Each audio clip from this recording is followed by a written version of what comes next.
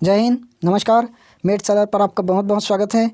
आज हम लोग बीएससी फाइनल ईयर वालों का केमिस्ट्री का फर्स्ट पेपर यानी कि इनऑर्गेनिक केमिस्ट्री, इसका इंपॉर्टेंट क्वेश्चंस डिस्कस करेंगे ना। ठीक, चलिए चैनल को सब्सक्राइब करके रखना, क्योंकि सभी सब्जेक्ट्स का इंपॉर्टेंट क्वेश्चन आप लोगों को इसी चैनल पर देखने को मिल जाएगा। साथ में जिस दिन आप लोगों का पेपर है उसी दिन आप लोगों का क्वेश्चन पेपर इस चैनल पर अपलोड हो जाएगा। ठीक, तो चैनल को सब्सक्राइब करके रखना और अपने दोस्तों के पास ज़रूर शेयर कर देना। ठीक, और ये इम्पॉर्टेंट क्वेश्चन फर्स्ट पेपर का इम्पॉर्टेंट क्वेश्चन आप लोगों को 2 क्लास देखने को मिलेगा। एक क्लास में 2 सेट आज कराऊंगा, उसके बाद एक क्लास आज या कल आप लोगों को और मिलेगा जिसमें 1 सेट और होगा। ठीक, यानी कि टोटल 3 सेट होगा। यकीन मानिए इसमें से बहुत सारा क्वेश्चंस आप लोगों को एनुअल एग्जाम में ज़रूर देखने को मिलेगा। ठीक, चलिए शुरू करते हैं। देखिए, यूनिट 1 क्रिस्टल क्षेत्र सिद्धांत की सीमाएं लिखना है और क्रिस्टल क्षेत्र स्थायीकरण ऊर्जा क्या है, इसके द्वारा संकुल का त्रिविम रसायन तथा विभिन्न ऑक्सीकरण अवस्थाओं की स्थायित्व को समझाना है। ठीक, ये 3 नंबर का क्वेश्चन और ये 3 नंबर का क्वेश्चन, टोटल 6। एक और होगा 1 नंबर का, देख लो, ट्रांस प्रभाव श्रृंखला लिखिए। देखो केमिस्ट्री का पता है ना, टोटल 33 नंबर का होगा।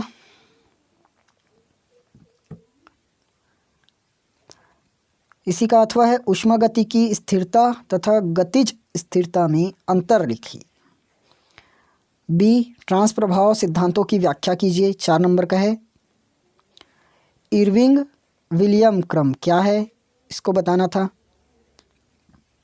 यूनिट 2 संक्रमण धातु संकुलों में अनुचुंबकत्व एवं प्रतिचुंबकत्व का वर्णन करना है, ये भी आप लोगों का 4 नंबर का है।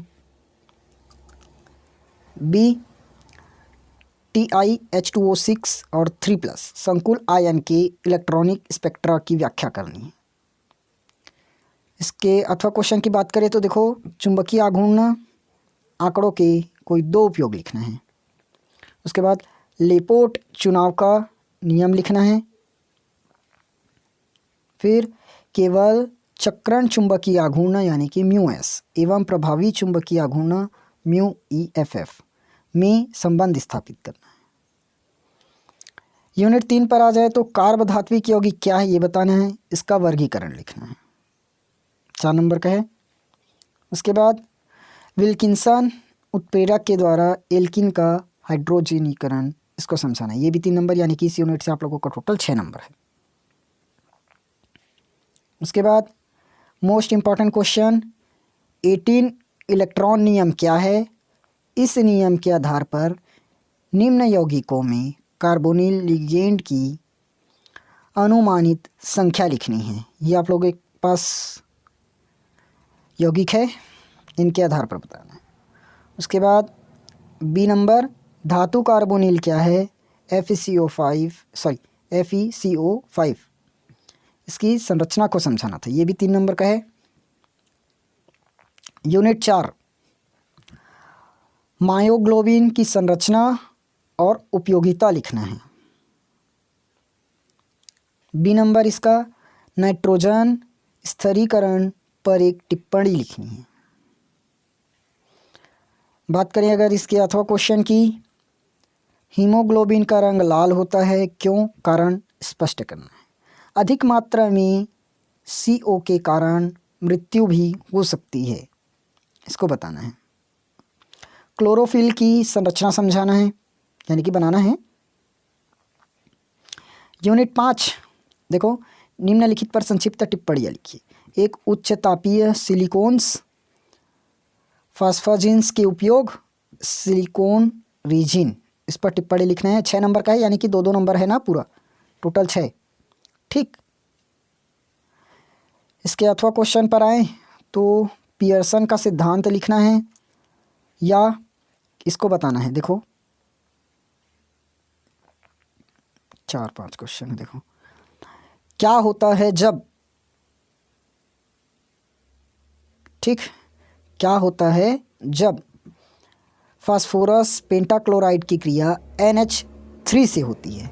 ठीक, दूसरा SOCl2 की उपस्थिति में H4N4 की क्रिया फास्फोरस ट्राइक्लोराइड से होती है।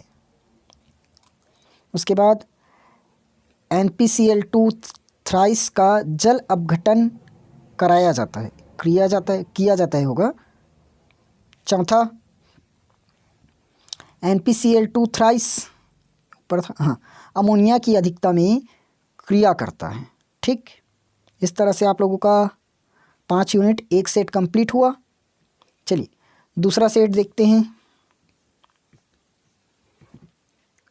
दूसरा सेट में यूनिट 1, समझाइए कि किसी चतुष्फलकीय क्षेत्र में डी कक्षकों का विपाटन अष्टफलकीय क्षेत्र से विपरीत होता है, क्यों?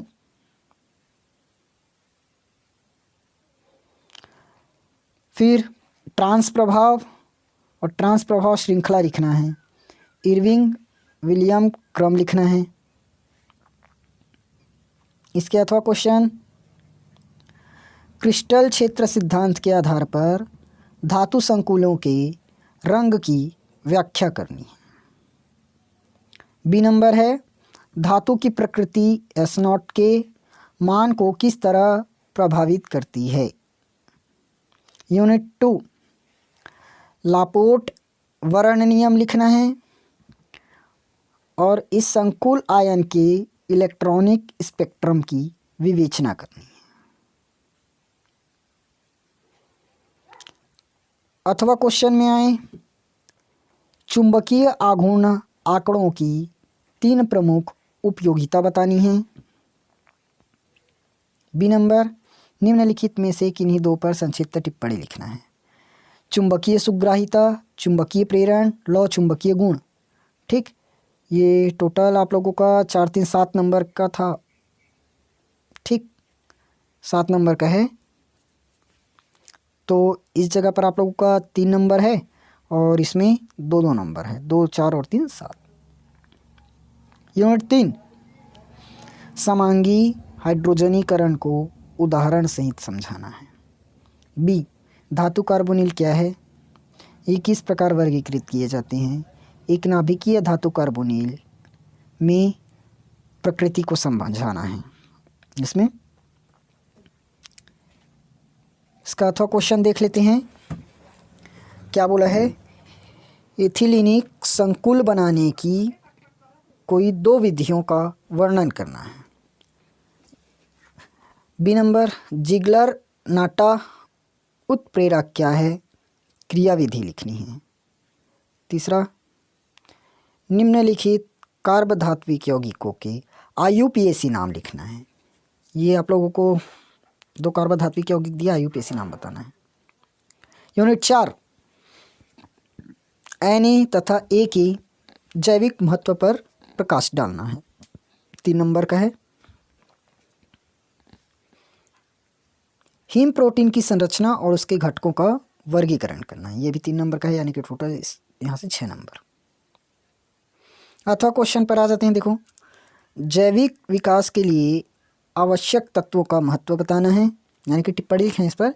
Na+ और -K+ पंप मायोग्लोबिन की संरचना। यूनिट 5, सिलिकॉन्स क्या होते हैं, इसके बनाने की 2 विधियाँ लिखना है। 2 नंबर का। निम्नलिखित पर टिप्पणी लिखिए। ट्रांसफॉस्फोजिन, इसकी संरचना और दूसरा सहजीविता। 6 नंबर। इसके अथवा क्वेश्चन पर आ जाते हैं। कठोर व मृदु अम्ल क्षार का सिद्धांत लिखना है। उसके बाद देखो, क्या होता है जब PCl5 NH3 से क्रिया करता है। ठीक, उसके बाद क्लोरीन के साथ गर्म किया जाता है। NPCl2 थ्राइस को 1,2 डाइफिनॉल से कराई जाती है, यानी कि क्रिया कराई जाती है। ठीक, इस तरह से आप लोगों का 2 सेट अभी कंप्लीट हुआ।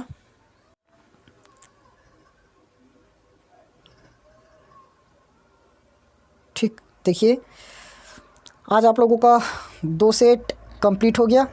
कल 1 सेट और मिलेगा, उसके बाद आप लोगों का इम्पोर्टेंट क्वेश्चंस पूरा ख़त्म।